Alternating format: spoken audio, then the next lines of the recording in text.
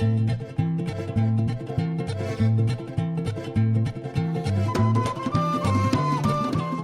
Bwanji from Keswick Village. This is a Rorschach Malawi update from the 25th of February 2025. A quick summary of what's going down in Malawi. Police in Lilongwe City in the central region have been raiding homes in search of people who are keeping Forex in their homes illegally and made some arrests.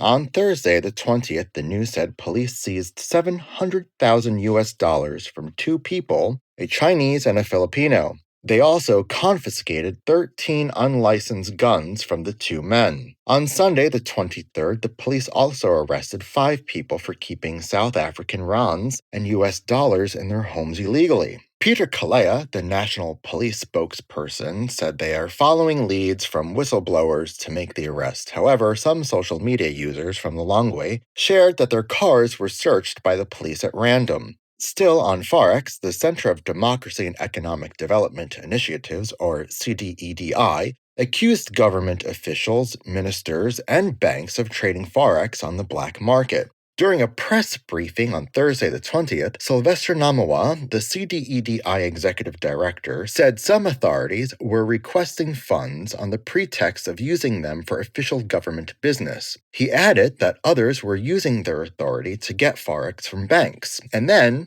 sold it on the black market at inflated rates. A dollar at the Reserve Bank is 1,751 kwacha, but it's over 5,000 kwacha on the black market, and the rate goes up every other day. In case you're wondering just how bad the Forex situation is, one of the country's biggest food stores, Food Lovers Market, has closed its Lilongwe Gateway Mall store.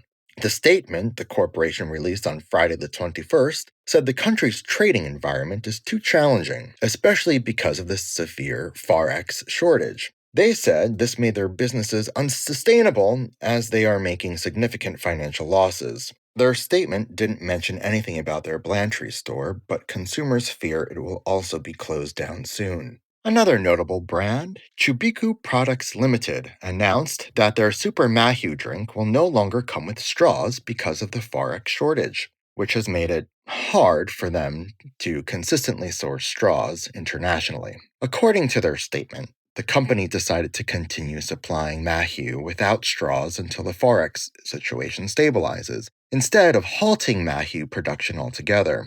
Social media users were shocked that the extent of the Forex shortage had gotten this bad. Some were surprised and saddened that the Malawi does not produce its own straws, although plastic companies exist in the country. Meanwhile, vendors who sell secondhand clothes imported from Europe to Lilongwe took to the streets, protesting the prices of bales of clothes, which have skyrocketed due to the Forex shortage. They marched to the parliament and stoned some MPs who tried to speak with them. We've got a video, check it out with the link in our show notes. Local news said that the vendors and other business operators within the vicinity agreed not to open shop to force authorities to offer them solutions. So business in Lilongwe was at a standstill for most of the day. Later on, Sosin Gwenwe, the Minister of Trade and Industry, said the government stands with the vendors and revoked licenses for all wholesale traders who import bales of secondhand clothes to force them to reduce their prices. However,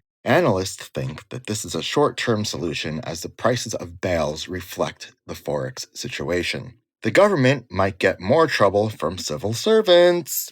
In the first week of February, the Civil Servants Trade Union demanded that government increases their salaries by 44% and their allowances by 200%. The union met with government officials on Friday the 21st to discuss the issue, but the civil servants rejected the government's offer because it was way below their demands. They refused to tell the media how much the government offered them and only said they failed to reach a consensus.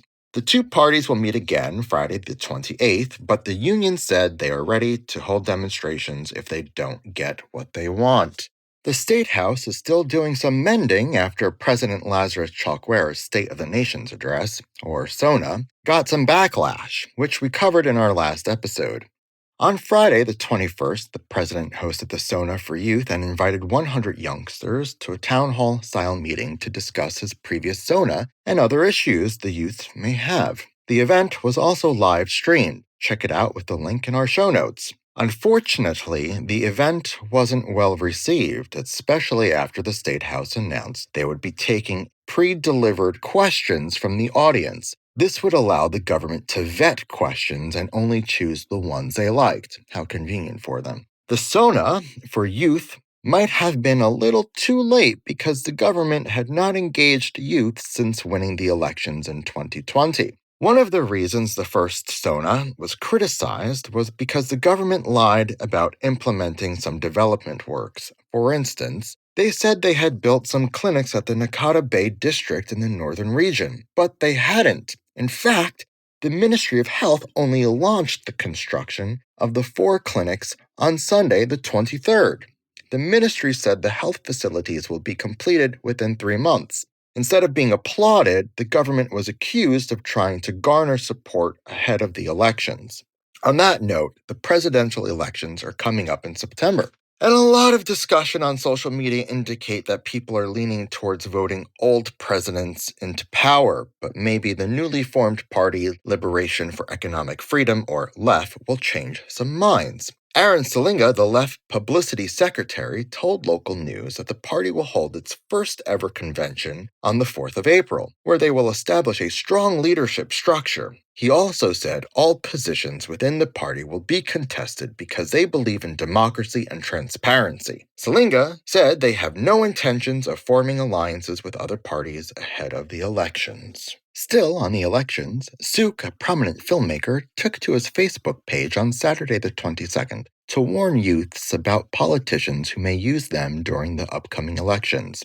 Sook revealed that in 2020, a major political party asked to borrow his camera equipment to cover their campaigns, saying they would repay him for his generosity after they won. He said he offered them free services that were worth millions, but ever since they got into power, they have ignored all his messages for support, including attending his film premieres and helping with flight costs to attend award shows where his movies were nominated. He called politicians crooks and urged youths to tread carefully with them. Some people sympathized with him, however, many poked fun at his situation.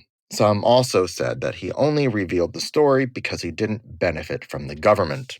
On Sunday, the 23rd, there was a nationwide blackout, but the Electricity Supply Corporation, or ESCOM, didn't know it caused it. The lights went off around 4 p.m., and ESCOM released a statement around 5:30 p.m., saying they experienced a system shutdown, but didn't know why. The lights came back on around 9 p.m. in most parts of the country, but other ESCOM customers spent the rest of the day with no electricity. According to social media posts and comments, many are tired of ESCOM and its excuses. Most comments on ESCOM's social media posts mock them for not having a handle on things. Let's close this edition with sports news. The Football Association of Zambia, or FAZ, gave 2 local footballers, Tabitha and Temwa Chawinga, certificates of recognition on Sunday the 23rd during an award ceremony in Zambia. Andrew Kaminga, the FAZ president, said they recognized the 2 sisters' exceptional accomplishments, their role in advancing women's football, and for setting a benchmark for excellence in the sport. Speaking in the award ceremony, Tabitha Chawinga, who also is the captain of the local women's football team, the Scorchers, said the recognition serves as fuel for their work. And that's it for this week. Thank you for joining us. In case you didn't know, besides the Rorschach Malawi update, we also do others. We've got many country updates from Africa, Asia, South America, and Europe. But we also have non-country updates, including the Arctic update about the area north of the Arctic Circle, and the multilateral update about the world's major multilateral institutions, and the ocean update about the 70% of the world covered in saltwater. If you want to check out the full list of updates, go to Rorschach.com/updates. The link is in the show notes. Pitani Bueno!